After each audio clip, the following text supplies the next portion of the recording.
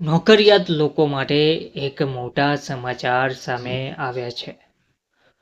નોકરી કરતા લોકોને મોદી સરકાર આપવા જઈ રહી છે એક મોટી ભેટ. સેલેરી લિમિટ, પેન્શન, નોકરી કરતા લોકોને મોટી ભેટ આપવાની તૈયારીમાં સરકાર જોવા મળી રહી છે.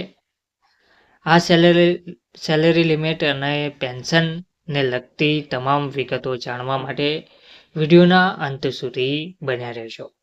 નમસ્કાર મિત્રો, સ્વાગત છે તમારું અમારી યુટ્યુબ ચેનલમાં.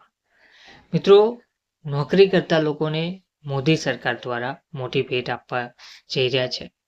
સેલેરી લિમિટ, પેન્શન, નોકરી કરતા લોકોને ભેટ આપવાની તૈયારીમાં સરકાર જોવા મળી રહી છે. કર્મચારી ભવિષ્ય નિધિ સંગઠન EPFO અને કર્મચારી રાજ્ય વીમા નિગમ ESICને મોટો ફાયદો મળવાનો છે. કેન્દ્ર સરકાર પગાર મર્યાદામાં વધારો સહિત અનેક મહત્વપૂર્ણ નિર્ણયો લેવાની તૈયારીઓ હાલમાં કરી રહી છે. કેન્દ્રીય શ્રમ મંત્રી મનસુખ માંડવિયાએ આ સંકેત આપ્યો હતો.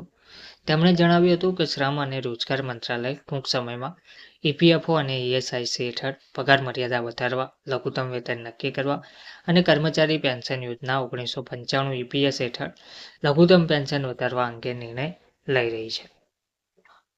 તો માંડવિયાએ જણાવ્યું હતું કે કેન્દ્ર સરકાર સાથે તાજેતરની જ બેઠકોમાં આ મુદ્દાઓ ઉઠાવવામાં આવ્યા હતા અને આગામી દિવસોમાં કામદારોના હિતમાં નિર્ણય લેવામાં આવશે. હાલમાં EPFO માટે પગાર મર્યાદા ₹15,000 પ્રતિ મહિના છે, જ્યારે ESIC માટે તે ₹21,000 છે. EPS માટે લઘુત્તમ પેન્શન દર મહિને ₹1,000 છે. જો સરકાર મર્યાદામાં વધારો કરે છે તો મોટાભાગના નોકરી કરતા લોકો આવરી લેવામાં આવશે. જાન્યુઆરીમાં સુપ્રીમ કોર્ટે શું કહ્યું હતું? તો ગયા જાન્યુઆરીમાં સુપ્રીમ કોર્ટે કેન્દ્ર સરકારને કર્મચારી ભવિષ્ય નિધિ EPF યોજનામાં પગાર મર્યાદામાં સુધારો કરવા અંગે 4 મહિનાની અંદર નિર્ણય લેવાનો નિર્દેશ આપ્યો હતો. આ મર્યાદા છેલ્લા 11 વર્ષથી યથાવત છે.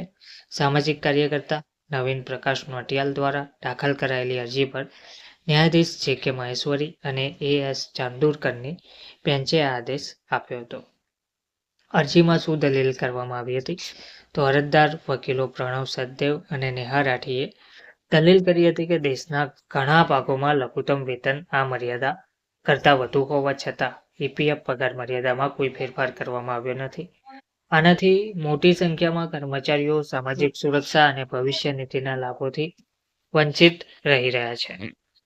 અરજીમાં દલીલ કરવામાં આવી હતી કે છેલ્લા 70 વર્ષોમાં વેતન મર્યાદામાં સુધારો મનસ્વી રહ્યો છે, ક્યારેક 13 થી 14 વર્ષના અંતરાલ પછી થાય છે. આ સમયગાળા દરમિયાન ફુગાવો, લઘુત્તમ વેતન અથવા માથાદીઠ આવક જેવા આર્થિક સૂચકાંકો સાથે કોઈ સંબંધ જાળવવામાં આવ્યો ન હતો. ધન્યવાદ.